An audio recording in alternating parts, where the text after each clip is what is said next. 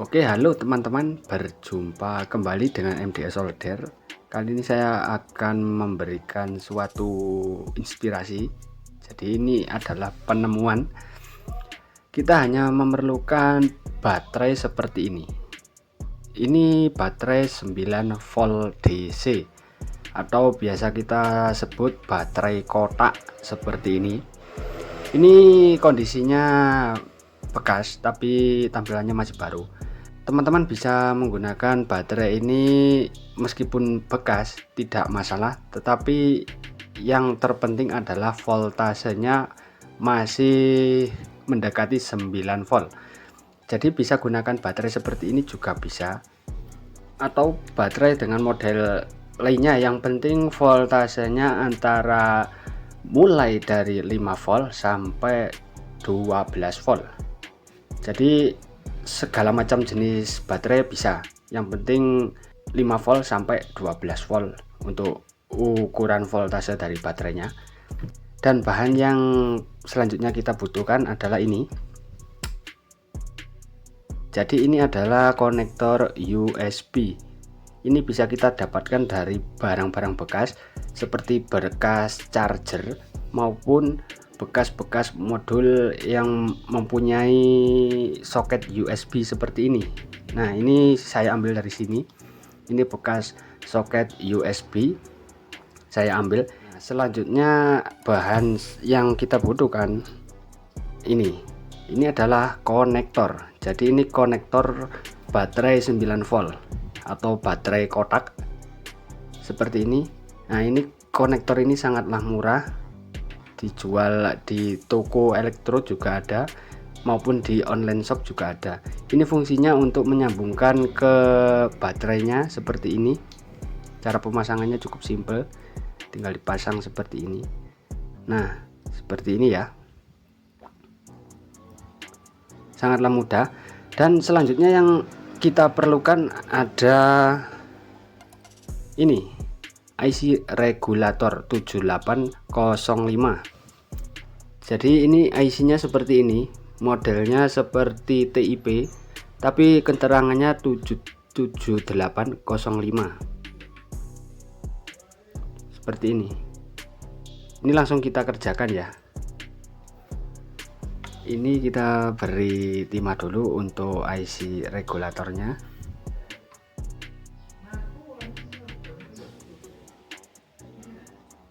Jadi posisinya seperti ini. Nah, ini untuk positif dari baterai kita sambungkan ke kaki nomor 1 IC regulator seperti ini. Dan untuk kaki negatif ini dari baterai kita sambungkan ke kaki tengah IC regulator. Bisa dipahami ya dari sini. Oke, ini sudah jadi. Langkah selanjutnya ini ada soket USB seperti ini. Untuk posisinya usahakan seperti ini ya.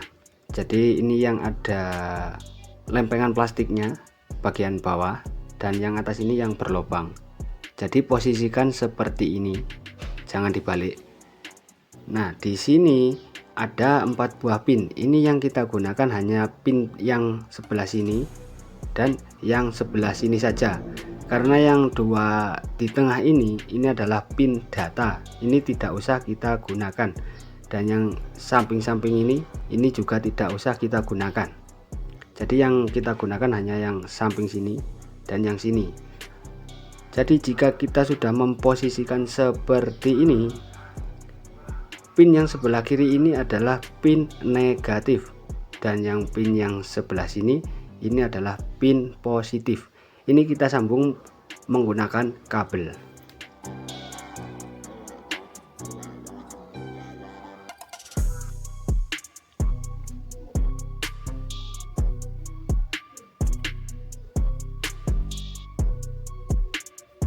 Jadi sudah kita sambung seperti ini.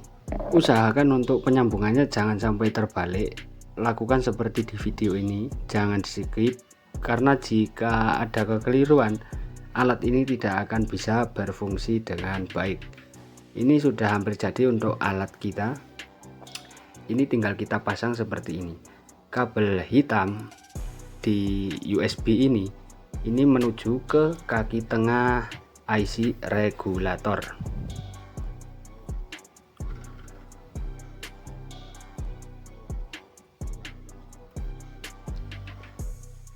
Seperti ini.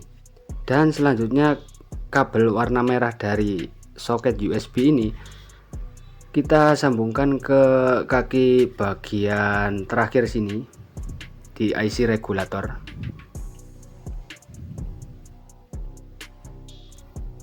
Oke, alat kita sudah hampir jadi. Untuk gambar lebih jelasnya seperti ini.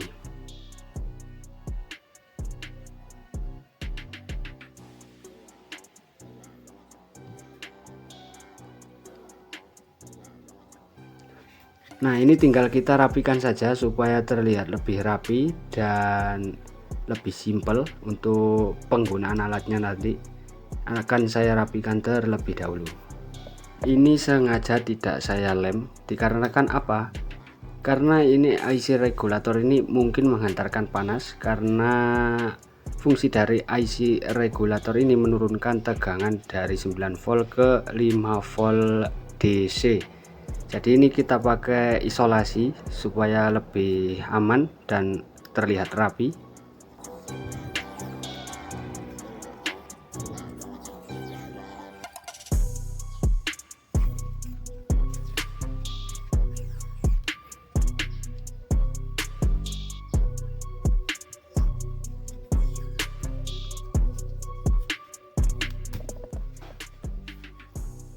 Alat kita sudah jadi seperti ini untuk hasilnya.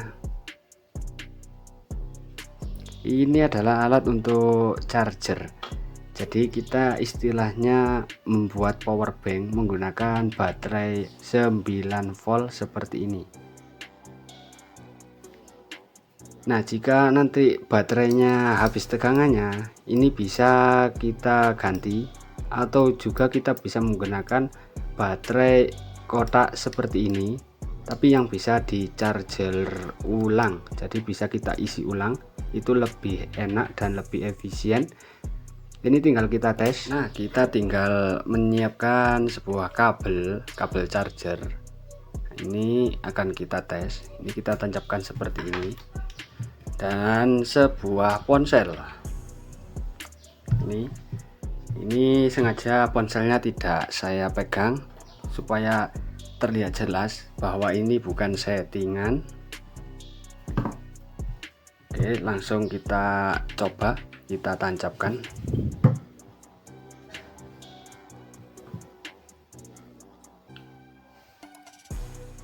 Nah, kita lihat.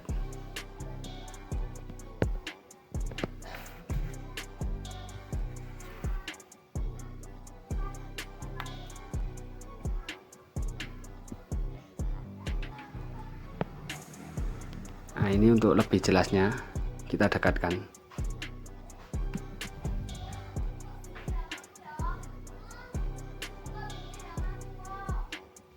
Oke, alat ini bekerja dengan baik dan tanpa disetting-setting langsung bisa bekerja dengan baik. Ini sangatlah efisien dan mudah dipraktekkan. Semua orang bisa membuat alat sederhana ini tapi bermanfaat. Terima kasih yang sudah menyimak video ini, semoga bermanfaat. Jangan lupa dukung terus MDS Solder dengan cara klik subscribe di bawah dan klik tombol lonceng untuk berlangganan supaya dapat notifikasi pembaruan video terbaru dari MDS Solder. Terima kasih, dilanjut.